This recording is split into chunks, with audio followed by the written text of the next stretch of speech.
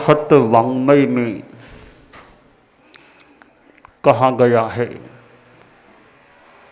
ना पुट्ठो वागरे किंच पुट्ठो वा ना लियं वए को हम असत्यम कुब्यज्जा धारिज्जा पियमप्पियम। शास्त्र में एक श्लोक में 4 चरण गुंफित किए गए हैं और इन 4 चरणों से एक जीवन व्यवहार की और आध्यात्मिक लाभ की शिक्षाएं प्राप्त की जा सकती हैं। पहली शिक्षा है, ना पुट्ठो वागरे किंचि, ना पृष्ठ है, बिना पूछे बिल्कुल न बोले। सापेक्ष बात हो सकती है, संदर्भित बात हो सकती है, तो लगती बहुत अच्छी शिक्षा है कि बिना पूछे मत बोलो। कोई मीटिंग गोष्ठी हो रही है, कभी कभी तो हो सकता है बिना पूछे भी सलाह देनी अपेक्षित हो जाए, बाकी लगे कि मेरे बोलने की ज़रूरत भी नहीं है, न मुझे पूछा जा रहा है, तो मैं बीच में क्यों बोलूं। काफी अंशों में यह बिना पूछे मत बोलो एक जीवन के लिए अच्छी बात है, और कहीं कहीं तो बिना पूछे भी बोलना जरूरी और महत्वपूर्ण भी हो सकता है।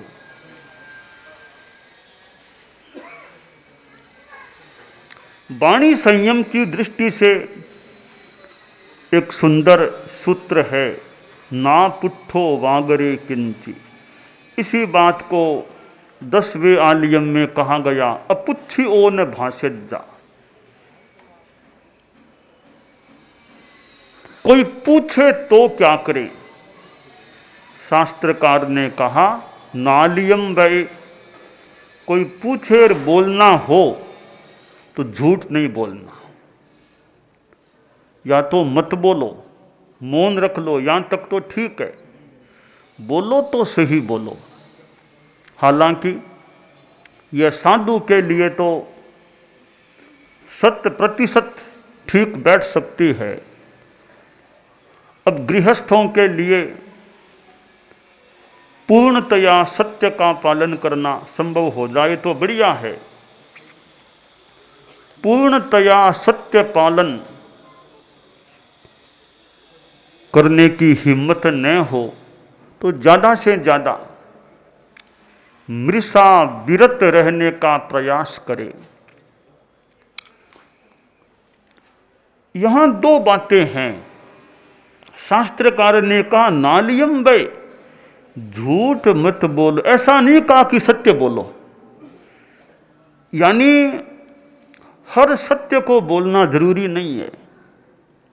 झूठ नहीं बोलना, यहां तक तो ठीक है, झूठ नहीं बोलना, यह तो निरापद बात है, झूठ नहीं बोलना। पर सत्य बोलना ही यह सर्वत्र बैठना मुश्किल है। तो सत्य तो बहुत बातें हैं, पर सारा सत्य सबके सामने उजागर करना उचित भी नहीं, जरूरी भी शायद नहीं होता। किसी की व्यक्तिगत कोई बात है, अब कहे तो सत्य तो ठीक है, तुम्हारे ध्यान में आ गया, अब एक एक को जाकर के बताना कोई अपेक्षित है क्या। तो सत्य बोलो ही, यह नियम बनना मुश्किल है। झूठ मत बोलो, यह नियम बन सकता है। हमारे साधु साध्वियां बैठे हैं, 10वें आलियम में जो 5 महाव्रत की व्यवस्था है, तो मुसा वायाओ वेरमणम, मृषावाद से भ्रमण है तो सत्य बोलो, यह बात नहीं है वहां पर। सत्य बोलो यह बात वहां पर नहीं आई है। बस मृषावाद नहीं करना, यह नितांत सर्वत्र सर्वव्यापी बात है। झूठ मत बोलो। सत्य बोलना हाथ की बात थोड़ी है। किसी के बाई चांस आवाज बंद हो गई, वो सत्य कैसे बोलेगा? मान लो या मौन ले लिया तो वो सत्य कैसे बोलेगा? 51 दिनों का मौन ले लिया, 101 दिनों का मौन ले लिया, अब वो सत्य बोलेगा भी कैसे? हाँ, झूठ नहीं बोलना, यह नियम तो बोलने वाला भी पाल सकता है और मौन रखने वाला भी पाल सकता है। तो सत्य बोलना ही ये मौन रखने वाला कैसे पाल पाएगा? तो बस झूठ नहीं बोलना यह नियम तो व्यापक है, पर सत्य बोलना ही यह व्यापक बनना कठिन है, मुश्किल है या असंभव हो सकता है। तो शास्त्रकार ने भी कहा तो झूठ मत बोलो, और बोलो अगर पूछे और बोलो तो झूठ नहीं बोलना, सत्य बात बोलना कि नहीं बोलना वो तुम्हारा विवेक है, तुम देख लो। कौन सी सत्य बात बताना और कौन सी सत्य बात अपने पास भीतर में रख लेना। शास्त्र में यह भी कहा गया, बहुम सुने ई करने हिम, बहुम अच्छी हिम पेक्षई, नय दिठम स्वयं शब्दम, भिक्षु अखाऊ मरी है। भी कानों से साधु बहुत सुनता है, आंखों से बहुत देखता है, सारा देखा हुआ और सारा सुना हुआ साधु के लिए कहना उचित नहीं भी हो, नहीं भी कहना चाहिए, अनुचित नहीं भी कहना चाहिए। आंख का विषय तो अनेक चीजें बन सकती है, कान का विषय अनेक चीजें बन सकती है, वाणी का विषय सब चीजें नहीं बननी चाहिए। अदुआ गुत्ती वही गोरस से जो भी है, वाणी का गोपन कर लेना चाहिए कहीं कहीं, और कहीं कहीं बोला भी जा सकता है। तो दूसरी शिक्षा है कि पूछने पर झूठ मत बोलो। अब हमारे जीवन में कई बार गुस्सा आ जाता है,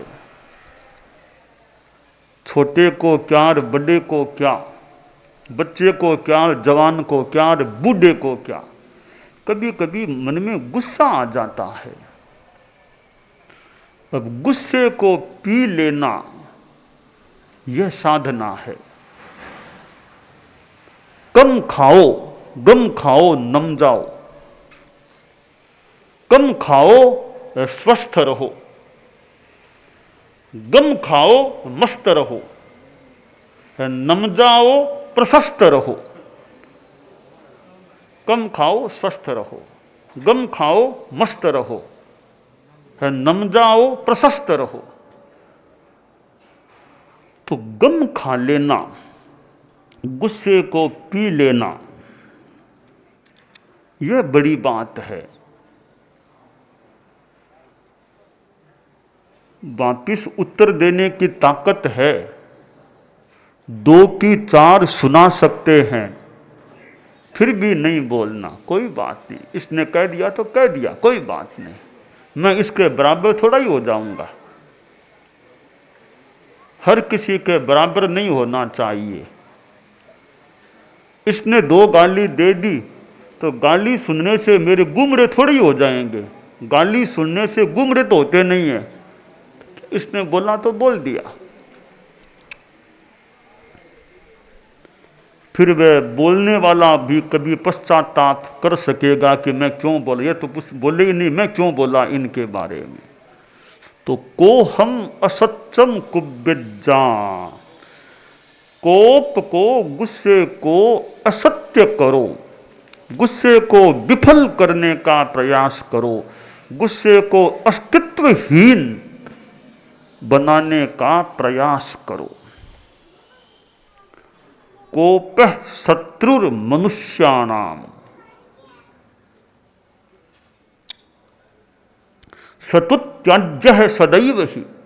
गुस्सा तो मनुष्यों का शत्रु है, वो हमेशा ही त्याज्य है। मैं तो मानता हूं भी गुस्से की जरूरत क्या है, आता है वो हमारी कमजोरी तो हो सकती है, गुस्सा करने की जरूरत कहाँ है। पता नहीं कोई संसार में कोई प्रशासनिक या पुलिस आदि कोई गुस्सा करना जरूरी मानते हो तो वे जाने, बाकी लगभग या प्राय संपूर्णतया गुस्सा तो काम का है ही नहीं। शांति रखो, बात करो तो शांति रखो। तो गुस्सा मन में आने लगे, अब उसको असफल विफल करने का प्रयास करना चाहिए। कैसे करें गुस्से को असफल? गुस्से को असफल करने के लिए कि मन में थोड़ी तेजी आ रही है तो एक बार मौन, 10 मिनट का मौन कर लो। 10 मिनट कुछ नहीं बोलना है, एक उपाय हो गया। 10 मिनट का मौन कर लो। हमारे कोई छोटे साधु को गुस्सा आए तो कह दो भैया थोड़ी मिश्री मुंह में ले लिया करो। गुस्सा आने लगे एक मिश्री की डली मुंह में ले लिया करो। हमारे मुनि अरहम है, मुनि खुश है, ऐसे छोटे संत हैं तो उनको कह गुस्सा आता है कि साध के अग्रणी कह दे जब मन में गुस्सा आने लगे तो थोड़ी गोचरी में आई हुई हो तो पात्री में से मिश्री निकाल के मुंह में मिश्री रख लिया करो। 10-15 मिनट मिश्री को छोड़ना नहीं, चूसना, मुंह में रखना मिश्री को। रात का समय हो तो मिश्री तो खाना नहीं रात में तो वहां अपना मौन कर लो। 10 मिनट का मौन कर ले।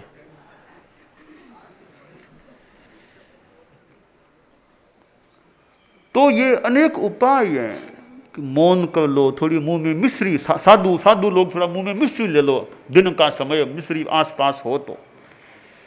दीर्घ श्वास का प्रयोग कर लो, थोड़ा मौन भी कर लो, साथ में श्वास को लंबा कर लो।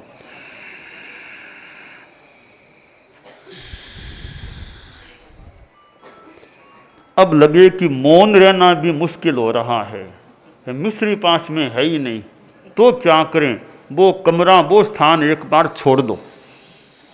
तुम्हारे साझ का कमरा है कि वहाँ थोड़ा गुस्सा आ रहा है, वो कमरा छोड़ के सेवा में आकर के बैठ जाओ, थोड़ी देर वहाँ बैठ जाओ, वो स्थान छोड़ दो वहाँ। ऐसे कई उपाय हो सकते हैं कि तात्कालिक रूप में गुस्से को विफल किया जा सके। दीर्घकालीन विफलता के लिए लंबा साधना का, जप का, अनुप्रेक्षा का, उपसमेण हणे को हम के जप का प्रयास अभ्यास भी किया जा सकता है। तो गुस्से को असफल करो, ये तीसरी शिक्षा है। चौथी शिक्षा दी है शास्त्रकार ने एक ही श्लोक में, धारिजा पियमप्पियम। प्रिय अप्रिय स्थितियां आए उनको धारण कर लो, राग द्वेष में मत जाओ, प्रतिक्रिया अनपेक्षित मत करो। प्रतिक्रिया नहीं, देख लो, जान लो, कुछ कभी कहना आवश्यक लगे तो कह दो, बाकी प्रिय और अप्रिय के साथ बहो मत। ज्ञाता दृष्टा भाव, समता भाव रखने का हम प्रयास रखें। तो ये 4 शिक्षाएं दी गई हैं। पहली शिक्षा है बिना पूछे मत बोलो। दूसरी शिक्षा है पूछने पर बोलो तो झूठ मत बोलो। तीसरी शिक्षा है गुस्से को असत्य करो।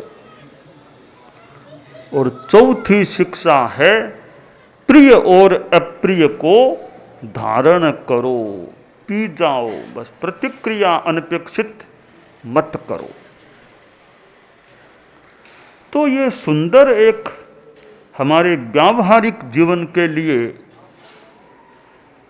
मानो पथ दर्शन है, क्योंकि ज़्यादा बोलने से व्यवहार में कठिनाई पैदा हो सकती है। आत्मा की बात तो है ही, आत्मा का हित तो है ही, व्यवहार में भी ज़्यादा बोलने से, झूठ बोलने से कठिनाइयाँ पैदा हो सकती है।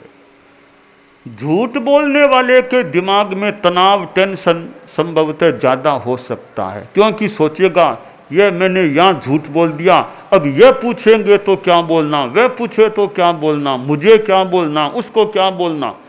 तनाव का जाल सा हो सकता है। सच्चाई है तनाव की कोई खास अपेक्षा ही नहीं हो भी क्यों, मतलब सवेरे पूछो तो वही बात है, दोपहर में पूछो तो वही बात है, शाम को वही बात है, रात में वही बात है, मुझे पूछो वही बात है, इसको पूछो। सच्चाई है सीधा सपाट रास्ता है, सीधा सपाट रास्ता। जैसे राष्ट्रपति भवन से इंडिया गेट का रास्ता से सीधा सा है, सीधा रास्ता। सच्चाई का रास्ता सीधा सपाट रास्ता है। झूठ का रास्ता उबड़ खाबड़, टेढ़ा मेढ़ा, कादा कीचड़, क्या क्या उस रास्ते में हो सकता है। तो आप लोग जो गृहस्थ हैं वे भी सीधा सपाट रास्ता लेने का प्रयास करें। ठीक है, सच्चाई के रास्ते में भी परेशानियां तो आ सकती हैं। सच्चाई परेशान हो सकती है, परास्त नहीं होती है। तो सच्चाई का रास्ता वैसे सीधा सपाट है, परंतु आरोह अवरोह आ सकते हैं, तो कोई बात नहीं। रास्ता कठिन भी हो तो भी मंजूर कर लेना चाहिए, बशर्ते कि मंजिल बढ़िया हो। मंजिल बढ़िया नहीं है तो बढ़िया रास्ता भी काम का नहीं है। कि रोड तो बहुत बढ़िया है, हमें जाना तो इधर है ना, तो बढ़िया रोड हमारे क्या काम आएगी। जिधर जाना, जो गंतव्य जाना उधर ही है। अब वो जो भी रास्ता मिलेगा, कच्चा मिले कि पक्का मिले कि रोड मिले कि पक्की रोड मिले, कच्ची रोड मिले, जो भी मिलेगा, क्योंकि हमारा गंतव्य वो है। मार्ग गंतव्यानुकूल होना चाहिए, गंतव्य प्रतिकूल मार्ग हमारे काम का नहीं। तो गृह साधु जीवन में तो खैर ये बातें काम की है ही। गुस्सा नहीं करना, असत्य नहीं बोलना, बिना पूछे बिना मतलब नहीं बोलना, प्रिय अप्रिय को धारण करना। पर जो अच्छी बातें साधु के लिए ये हैं, गृहस्थ भी इनका जितना उपयोग कर सके अच्छी बात है। और गृहस्थ हो या साधु, रास्ता तो परम का ही है ना। गति की मंदता और तीव्रता का अंतर हो सकता है। आज चतुर्दशी है, चैत्र कृष्णा चतुर्दशी, और आज से 14 दिन पहले चतुर्दशी की तिथि में ही शासन माता साध्वी प्रमुखा कनक प्रभा जी का महाप्रयाण हो गया था। आज से ठीक पीछे चलें तो 15वें दिन, आज से 15वें दिन पीछे की ओर जाएं तो 2 सप्ताह पहले मान लें, फाल्गुन शुक्ला चतुर्दशी को होली के दिन, होली चौमासी पक्षी के दिन, साध्वी प्रमुखा कनक प्रभा जी का दिल्ली में अध्यात्म साधना केंद्र के परिसर में अनुकंपा भवन में महाप्रयाण हो गया था। और हमारे धर्म संघ की एक महासाध्वी, महाश्रमणी, अनेक सम्मानों से सम्मानित, अलंकरणों से अलंकृत साध्वी प्रमुखा जी काल धर्म को प्राप्त हो गई थी। और उन्होंने अपने जीवन में जो साधना की, सारस्वत साधना भी की, ज्ञानात्मक साहित्यात्मक साधना भी की, और अपना स्वाध्याय के रूप में भी साधना की। मुख्य बात है साधु जीवन स्वीकार करना और उसको आगे बढ़ाना, यह बहुत बड़ी साधना की बात होती है। 3 आचार्यों के आचार्य काल में उन्होंने साध्वी प्रमुखा के रूप में अपनी सेवा दी थी। उम्र में उनसे बड़े दीक्षा पर्याय में बड़े आचार्य भी थे, तो उम्र में छोटे दीक्षा पर्याय में छोटे भी उनके सामने आचार्य। तो 3 आचार्य, जो अलग अलग थोड़े प्रकार के आचार्य, अवस्था की दृष्टि से भी कुछ अन्य प्रारूप में भी हो सकता है। तो उन्होंने तीनों आचार्यों के युग में अपने ढंग से धर्म संघ की सेवा की। और चूंकि साध्वी प्रमुखा थी, इसलिए साध्वी समुदाय पर उनका बड़ा एक सेवा का मानो उपकार भी था। साध्वी समुदाय की उन्होंने बहुत सेवा की, औरों की भी सेवा की। तो आखिर सेवा करके और भीलवाड़ा चतुर्मास में, गत चतुर्मास में साथ में थी, तब तो कोई ऐसी बात संभवतः थी ही नहीं। चतुर्मास पूरा हो गया और 4 महीनों के भीतर भीतर सारा कुछ सब कुछ हो गया। 4 महीने बिहार हो रहा था, तब रास्ते में थोड़ी कुछ समस्या हुई, फिर इलाज का प्रयास डॉक्टरों को दिखाना करना हुआ। 4 महीनों के भीतर भीतर बीमारी भी सामने आ गई, इलाज का यत्किंचित जो भी प्रयास भी हुआ, और आखिर वे काल धर्म को भी प्राप्त हो गई। यानी जीवन में क्या स्थिति कब कैसे बन जाए, कई बार कह पाना भी मुश्किल हो सकता है। तो उन्होंने भी एक बीमारी को भी मानो रखा या सहन किया, जो भी, परंतु व्यवहार में लगा कि उनकी प्रसन्नता, मानसिक प्रसन्नता वो ठीक लग रही है।